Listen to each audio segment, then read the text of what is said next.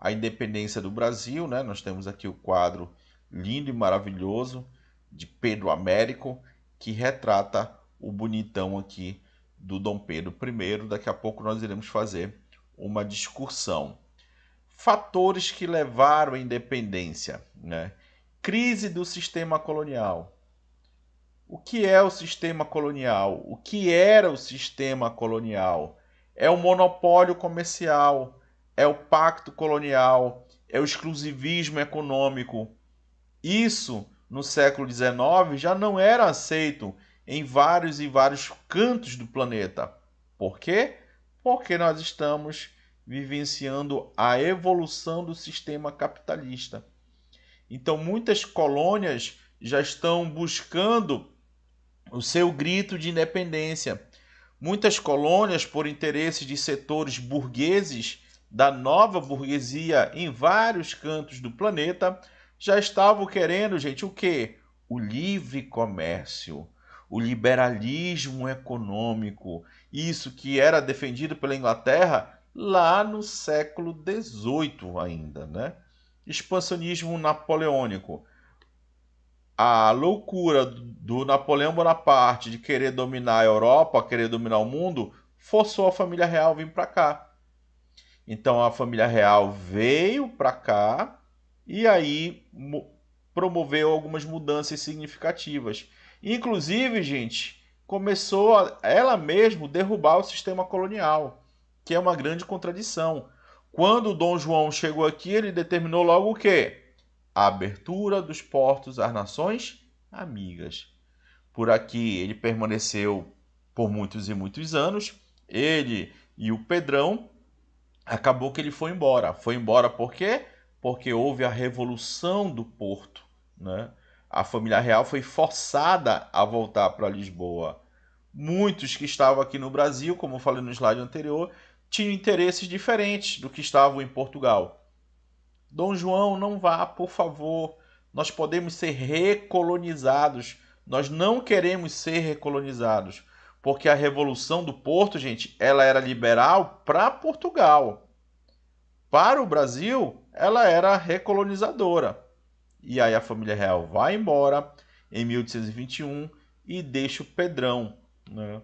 O Dom João VI fala mais ou menos o seguinte, meu filho, se o Brasil tiver que ser independente, que seja por suas mãos.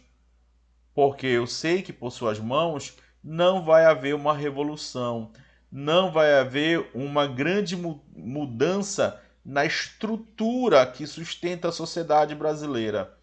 E foi o que aconteceu. Aconteceu a independência, mudou muita coisa para o povo brasileiro, para a sociedade em si, para o povão, para o pobre, para o humilde? Não. O Brasil continuou com o modelo agroexportador e o Brasil continuou com a escravidão. Aqui nós temos a Leopoldina, esposa de Dom Pedro I, né? Esse bonitão, fofoquinha da história, tá? Ele era muito mulherengo e ele tinha várias mulheres, inclusive aqui essa piriguete, tô brincando, tá? Pelo amor de Deus. Mas era amante de Dom Pedro I. Na novela da Rede Globo ele aparece lá como Caio Castro. Ai, professor, muito bonito esse imperador Dom Pedro I. Safadinho. A regência de Dom Pedro I. O mandato, a regência de Dom Pedro I, gente, são ali poucos meses, tá? Até a independência. O mandato judicial exigia a volta de Dom Pedro I a Portugal. Ou seja, o Dom João VI, o corno, lá em Portugal, ele era pressionado. E o Dom Pedro aqui também. E o Dom Pedro enrolando, enrolando, enrolando. Será se vou, será se não vou? Né? O Dom Pedro, logicamente, recebeu apoio da galera que tem grana aqui, da aristocracia. Não, Dom Pedro, não obedeça às ordens de Lisboa. Nós estamos com o senhor. Lógico, eles não queriam a volta do pacto colonial, eles não queriam a volta do exclusivismo econômico. Imagina, gente, você comerciante, né? Antes da família real, você tinha que vender para um país, que era Portugal. Com a família real aqui, a abertura dos portos às nações amigas, você vende o seu produto para 20 países. E agora corre o risco de você voltar a vender só para um país, que é Portugal novamente. Você vai querer isso? Não. Que forma você vai conseguir isso? Apoiando o Dom Pedro I. Que forma você, comerciante português ou brasileiro, vai conseguir continuar mantendo essa relação econômica aqui?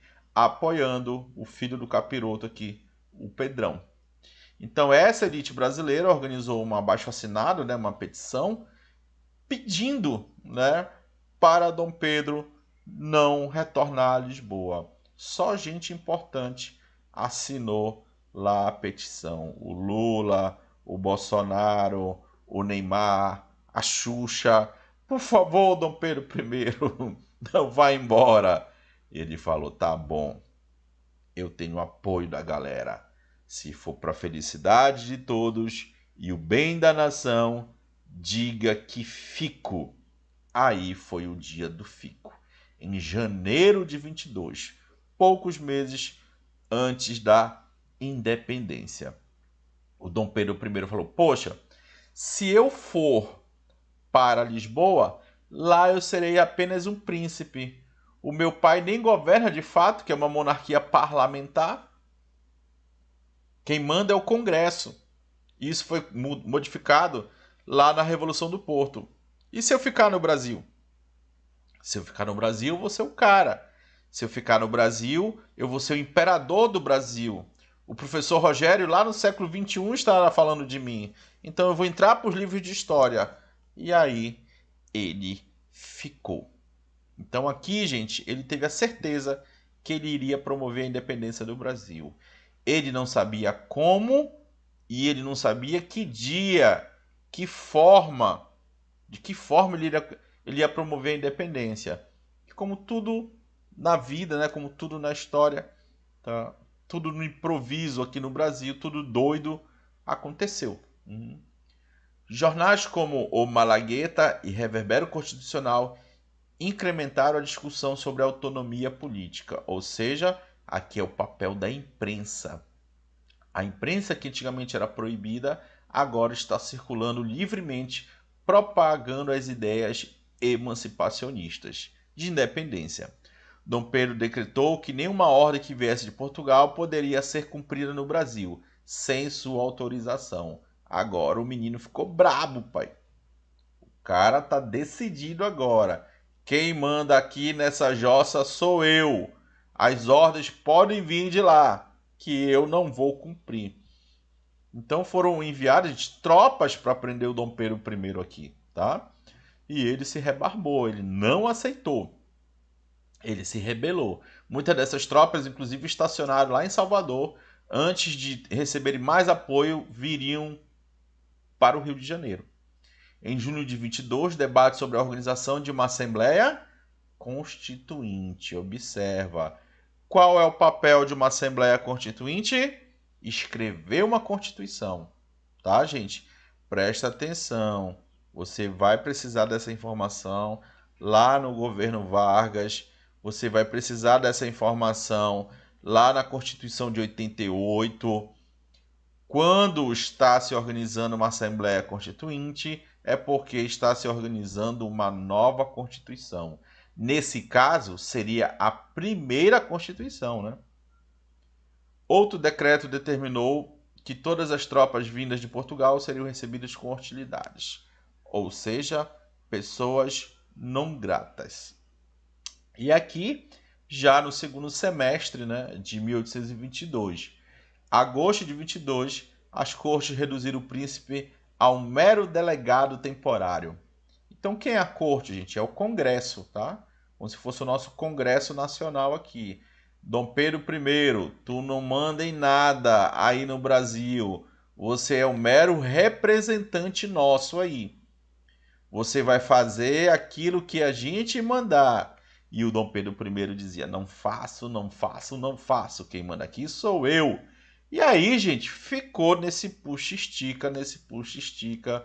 E agora, o que será, o que será, o que será? Dom Pedro já estava armando a sua rede para deitar. Ele mandou organizar a Constituição, ele começou a escolher os seus assessores. Então tudo já estava encaminhando, tá, gente? Conselho de Estado presidido pela princesa Leopoldina. Interessante aqui, nós temos o papel da mulher na história, né? Um pouco aqui, um pouco, tá, gente? Da participação política da mulher aqui nessa história. Mesmo sendo uma sociedade autoritária e patriarcal e machista, né? Quando o Dom Pedro não estava no Rio de Janeiro, quem coordenava um pouquinho ali a política era a sua esposa. Ela sabia que o marido era safadinho, ficava com as meninas do job, né? Nada contra, tá, gente? Pelo amor de Deus, isso é só brincadeira, tá? E ela governava junto com ele, né? Não governava de fato, mas auxiliava na administração ali, nesses meses. E aí, gente, chegamos em setembro. Em setembro, o Dom Pedro I falou: Meu amor, eu vou para Santos falar de questões políticas, né? E aí a mulher dele: Eu sei, seu safado, tu já vai atrás da Marquesa. Não, amor, vou.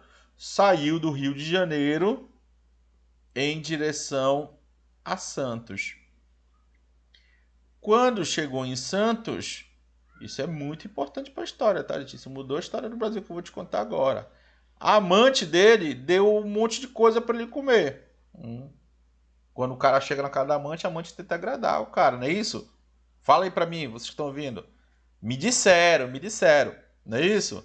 E aí a Marquesa de Santos deu pizza para ele, deu sushi, deu churrasco, deu cerveja, deu caipirinha, deu charque, carne seca, deu coxinha de frango. Meu amigo, esse rapaz encheu o bucho. E aí ele voltou para o Rio de Janeiro. Só que ele estava com problemas intestinais gravíssimos. Parou atrás de uma moita para poder descomer. Eu gosto de falar descomer, tá, gente? Falar algo com categoria, né? Com educação. O correio saiu do Rio de Janeiro para interceptar o Dom Pedro I. Por quê? Porque lá no Rio de Janeiro chegaram cartas. Uma da corte, outra de Dom João VI e a outra do seu braço direito, José Bonifácio. A princesa Leopoldina viu que era muita carta, era algo urgente, enviou o correio, um cavalo amarelo. Manda essas cartas pro Dom Pedro lá em Santos, que ele tá com aquela piriguete. E aí o correio pegou ele no meio do caminho, às margens do rio Ipiranga. Ele precisava de água para se lavar. E na hora chegou as cartas, né, para ele se limpar. Instruções da corte dizendo que ele estava lascado, que logo logo ele seria detido, que ele não mandava em nada, humilhando ele, maltratando ele. Outra do pai dele dizendo: Meu filho, você tem que tomar a decisão. E o José Bonifácio nessa mesma: Chefe, vão mandar até me prender. O senhor tem que decidir essa parada.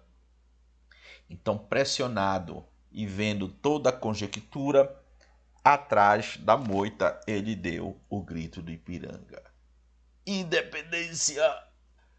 Ai, que alívio ou morte!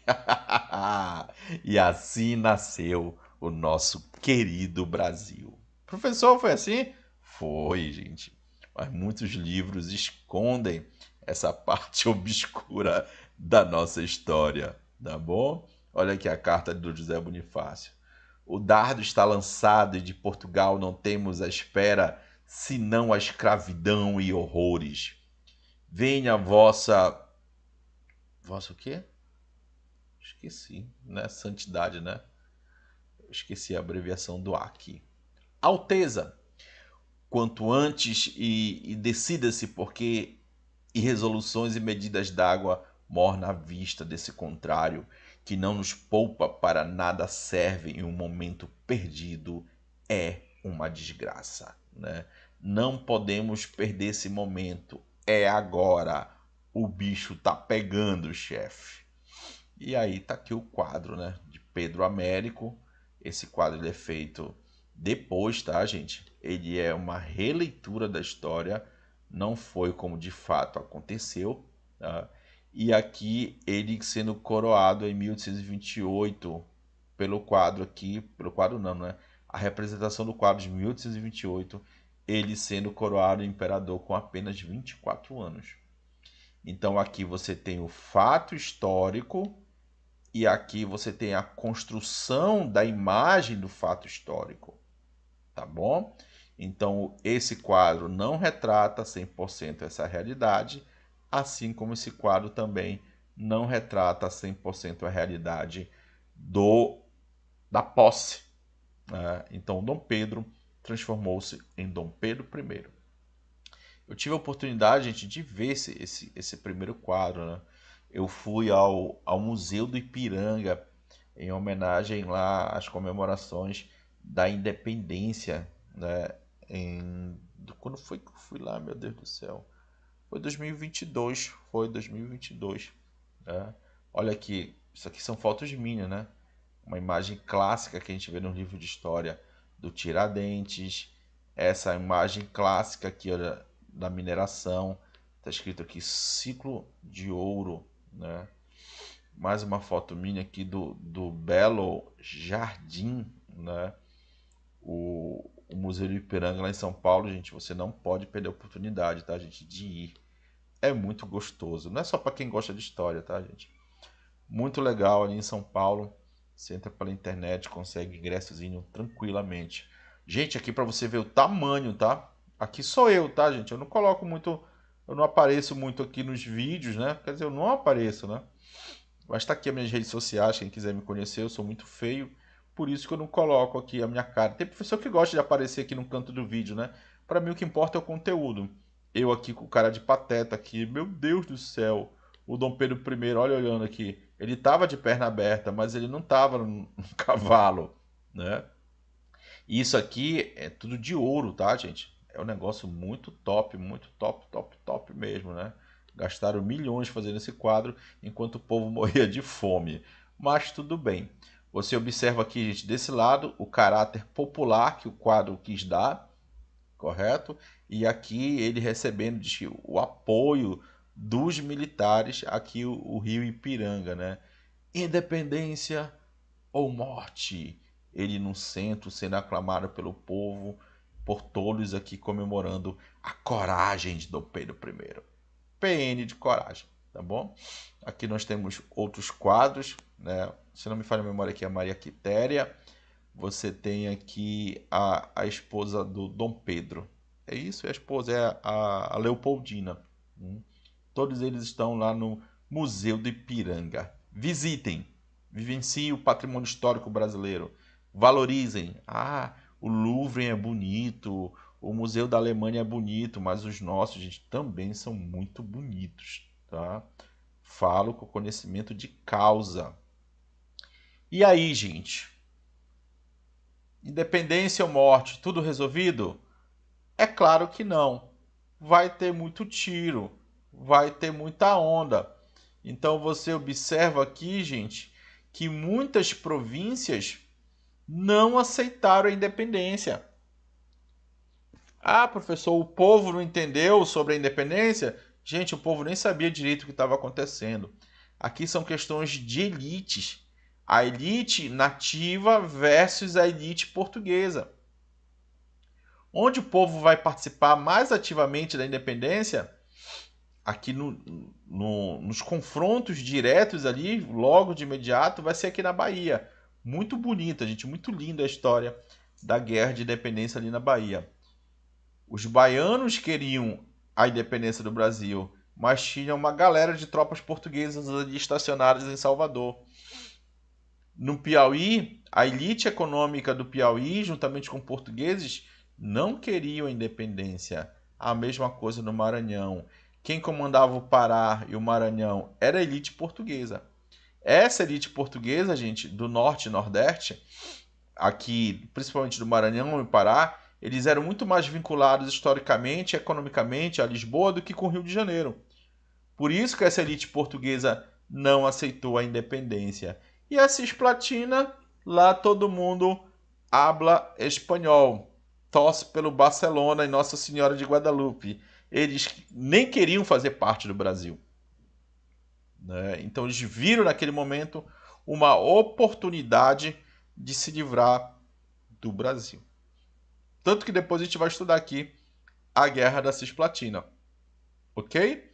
O que foi que Dom Pedro I fez, gente? Aqui já são os primeiros momentos do governo dele, né? Ou regência, ou já é o começo do primeiro reinado. Você observa que ele contrata mercenários ingleses, o almirante Cochrane, né, Joe Pasquale Grenfell, para ir em cada uma dessas províncias e impor, tá? Olha, ou vocês aceitam a independência ou a gente mete bala. Então aqui é a nossa, entre aspas, guerra de independência, ok? Então vamos lá, aqui fala um pouquinho sobre essas guerras de independência. Sem segredo, a cidade de Salvador permanecia em poder das tropas portuguesas. A força naval portuguesa era mais poderosa do que toda a esquadra brasileira, mas o povo baiano é muito mais esperto do que toda essa galera. Tendo Cochrane assumiu o comando da esquadra, esse almirante, comandante Cochrane, assumiu aqui, né, a missão de atacar Bahia. Então ele assumindo essa missão, juntamente com brasileiros e mercenários, eles conseguiram controlar a situação. Ainda perseguiram tropas portuguesas até ali, vamos dizer, o meio do Oceano Atlântico. Botaram para correr, né? Muitas mulheres participaram aqui. Foi um negócio muito bacana. O povo colaborando para o processo de independência. Pena que não mudou muita coisa na vida do povo, né? Observa que a independência foi em 22, né? O BO aqui, o problema só está resolvido aqui em 23. Piauí, como diz o caboclo, subindo para cima. No Piauí, o movimento nacionalista estava limitado. E alguns pontos específicos, como a Vila Parnaíba, que havia se emancipado já em outubro de 22. Então lutava lá pelo processo também de libertação. Major João José da Cunha Fidier, desculpa se eu estou errando a expressão, tá? A pronúncia, que queria manter a região sob o domínio português e sufocar os movimentos de independência. Ou seja, esse aqui era do lado dos portugueses, ok? Gente, aqui eu estou tentando ser o mais sistemático possível. Se você está assistindo essa aula do Piauí e da Bahia ou dos outros estados envolvidos, logicamente que tem muito mais histórias e isso aqui é muito mais específico, né? Eu passaria 2 horas aqui só falando sobre o Piauí, ou sobre o Pará, ou sobre o Maranhão. Mas nós não temos tempo para isso, tá, gente? E até mesmo a tua prova não cobra isso. Além da população do Piauí, maranhenses e cearenses participaram do confronto com os partidários contra os partidários de Portugal. Então aqui houve entre aspas, o movimento nacionalista. Em 13 de março de 1823, a Batalha do Genipapo, nas proximidades do rio, de mesmo nome, atual município de Campo Maior. E aí foi tiro, porrada, facada, dedada, chifrada, foi muita onda, né? As tropas portuguesas se aquartelaram-se em Caxias do Maranhão. Ô Caxias, linda e maravilhosa. Um abraço pro pessoal do Maranhão. Conheço Caxias também. Já andei por lá. Eu conheço muito esse nosso Brasilzão maravilhoso. Tem um museu lá em Caxias, gente. É o Museu da Balaiada, que depois eu vou falar para vocês. Onde foram cercadas e obrigadas a se render. Ou seja, os portugueses, os puxa-sacos aqui dos portugueses, foram, graças a Deus, derrotados. Graças a Deus não, graças a muito sangue do povo do Piauí, do povo brasileiro e também, logicamente, do apoio militar enviado por Dom Pedro I. Pará e Maranhão estavam sob o controle português, né? O Cochrane, o almirante Cochrane, chegou lá com o navio Pedro I, né? Impôs a independência, tudo tranquilo. A galera ali acabou aceitando, né? Junho de 1823, e depois eles se direcionaram para Belém do Pará, a melhor culinária do Brasil. Muita gente não vai aceitar esse comentário. Tô brincando, tá, gente? E lá também foi imposta a independência. O Grenfell já comandou essa missão. O Cochrane ficou lá dançando um forrozinho, tocando, escutando um reggae. On the stars, Mr. Bieber. Ô, reggaezinho bom. Larararararara. E aí o Cochrane que se dirigiu para o Pará, a terra de Gabi Amarantos, do Tecnobrega.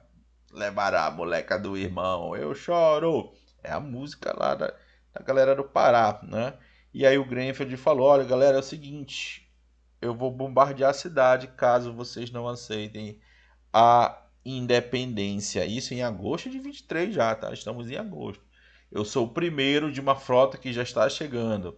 Papo furado, tá, gente? Não tinha uma frota, só era ele, um navio lá com os seus 100 homens, 200 homens, mas a galera do Pará, a galera de Belém não reagiu. E aí aconteceu a adesão. Aqui não houve nenhum tiro sequer, tá, gente? Houve tiro, porrada e bomba lá por volta de agosto de 23 no Pará. Mas isso não compete a nós aqui. Cisplatina. Janeiro de 1823, bloqueio de Montevidéu pelas forças navais que tinham aderido à independência, que apoiavam o Dom Pedro I. Os portugueses tentaram romper o bloqueio em outubro de 1823 no largo de Montevidéu. Em novembro, capitularam os reinóis, né? os revoltosos que não queriam aceitar a independência, e eles rasgaram, fugiram para Portugal e para a Europa. Em março de 24, 9 navios mercantes escoltados por 2 brigas e 2 escunas asseguraram o domínio. O poder militar aqui inglês, o poder militar aqui contratado por Dom Pedro I, fez toda a diferença. E aí a Cisplatina foi mantida como território brasileiro. Tá bom, gente?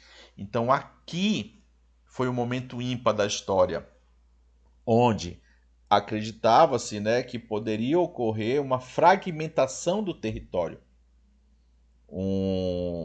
Poderia acontecer aqui a diminuição do território, e o Brasil não teria esse desenho desse mapa, mas graças a muito tiro e muita bala, manteve-se a unidade territorial no momento da independência. Diferentemente dos nossos vizinhos, né, gente? Os nossos vizinhos, eles formavam, por exemplo, o Vice-Reinado do Prata. E quando eles conheceram a independência, esses reinados eles foram subdivididos. Por isso que territorialmente os países são menores, né? Chile, Peru, Colômbia, Bolívia foram recortados no desenho lá do período colonial deles. A gente aqui não, tá, gente? O desenho do nosso território colonial é quase que igual ao desenho do nosso território atual, né? Logicamente que depois vai entrar o Acre, tem a questão do Amapá, né? Foi resolvida aquela questão do Sul, então manteve-se a unidade territorial com o uso de muita violência aqui por parte do Dom Pedro I. Então olha como começou isso daqui, né? E o reconhecimento da independência, gente? Bastava ele dizer somente: ah, né, somos independentes. Sempre tem um erro de digitação. Aqui não tem, mas esse é aqui. Impressionante. Sempre faço a correção, mas sempre tem um errinho. Né? O reconhecimento externo. Eu sou independente, eu sou independente, eu. Sim? Não, cara. Necessário o reconhecimento de grandes potências. O primeiro a reconhecer, gente, foi os Estados Unidos. Por quê? Porque os Estados Unidos tinham acabado de sair do seu processo de independência. Pouco tempo para a história. E também os Estados Unidos, gente, já via no Brasil, como no futuro, um ambiente para ele ganhar e para ele dominar, para ele ganhar muito dinheiro e para ele dominar. É o que está acontecendo hoje, né? Só que hoje nós estamos saindo dessa dominação econômica norte-americana, estamos caindo na dominação econômica chinesa, né? Mas como sempre, dominados. As nações europeias haviam se comprometido no Congresso de Viena em 1815. Se comprometido o quê? Que não iriam reconhecer independência de colônias. Como assim, professor? Lá no Congresso de Viena, gente, eles acordaram o seguinte: para um de nós, potências europeias, nações europeias, reconhecermos alguma ex-colônia como independente, nós só iremos fazer isso se primeiramente a metrópole o fizer. Então vamos supor, a Inglaterra, ela é metrópole da África do Sul. Beleza? Só um exemplo. Beleza. Aí a África do Sul, ela luta, consegue sua independência. E ela vai buscar reconhecimento por quem? Pela Holanda, pela França, por outros países, né? Por Portugal, por Espanha. Esses países só vão reconhecer a África do Sul como independente se primeiro a metrópole fizer isso. Depois que a metrópole disser mundo, Europa, nós concordamos com a independência da África do Sul. Aí essa galera vai reconhecer, tá? Então, filho de Deus, apenas uma foi favorável ao reconhecimento do Brasil independente naquele momento. Quem? A Inglaterra. Só que a Inglaterra falou: não posso, porque eu me comprometi lá atrás. Onde? No Congresso de Viena. O que eu vou fazer então? Eu vou ajudar nesse processo de independência. Porque eu sei que eu vou conseguir, olha o que? Olha o que? Isso daqui, papai. Era o sonho deles desde a chegada da família real. Ok? Então a Inglaterra, entre aspas, vai ajudar o Brasil a ser reconhecido pela sua metrópole portuguesa. Inclusive com pagamento de indenizações aqui, de uma indenização. A 29 de agosto de 1825, através do embaixador inglês, né, que assinou o Tratado Luso-Brasileiro de Reconhecimento, Portugal livrou o Brasil de seus domínios. Então observa aqui, gente, a independência foi 7 de setembro de 1822. Beleza? 2-2. Dois patinhos na lagoa. Somente 3 anos depois foi resolvido o BEL, né? O Brasil, entretanto, teve que pagar a Portugal uma indenização de 2 milhões de libras esterlinas. O Brasil tinha esse dinheiro? Não. Vai pedir emprestado para quem? Quem é o amiguinho? Aquele amigo que não tem interesse? A Inglaterra. Será se ela não tinha interesse? O Brasil sai dos domínios de Portugal e entra no da Inglaterra. E depois dos Estados Unidos. Então a nossa independência, gente, infelizmente, eu queria te contar uma grande história, ela foi negociada. Nós tivemos que pagar, olha aqui, ó. Opa, deu bug aqui geral. Nós tivemos que pagar, gente. Exigiram esse pagamento. O Brasil tinha esse dinheiro? Não. Quem vai ajudar? A Inglaterra. Então a Inglaterra iria emprestar o dinheiro para o Brasil iria pagar a Portugal. Mas coincidência, Portugal devia a mesma quantia para a Inglaterra, né? Então foi coincidência? Não, gente. Foi tudo uma jogada dos ingleses. Foi tudo uma sacanagem, na verdade, né? Foi uma forma que os ingleses encontraram de Portugal pagar uma dívida que era anterior e deles terem domínio do nosso mercado consumidor. Né? E aí eles gradativamente vão trabalhar também pelo fim da escravidão.